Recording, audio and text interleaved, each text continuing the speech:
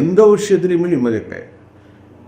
கல்யாணம் பண்ணினவங்களும் கஷ்டப்பட்டுன்னு தான் இருக்காங்க, கல்யாணம் ஆகாமையும் கஷ்டப்பட்டுன்னு தான் இருக்குது. வேலையில் இருக்கிறவங்க கஷ்டப்பட்டுக்கிட்டு தான் இருக்கான், வேலை இல்லாதவங்களும் கஷ்டப்பட்டுக்கிட்டு தான் இருக்கான்.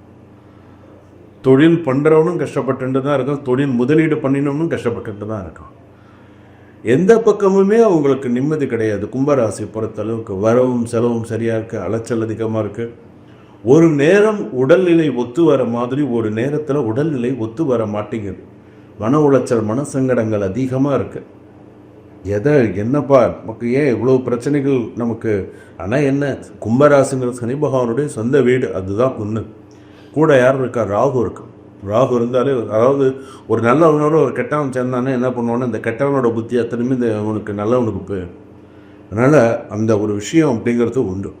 இதுலேயே பார்த்திங்கன்னா அந்த கும்பராசி அப்படின்னு சொல்லும்போது இவங்களுக்கு பார்த்திங்கன்னா ஒரு கும்பராசிக்காரர்கள் நல்ல புதுமை பேச்சாளர்கள் அப்படின்னு சொல்லலாம். அவங்களாம் மனித குல நலன் பற்றி நிறையா சிந்திப்பாங்க.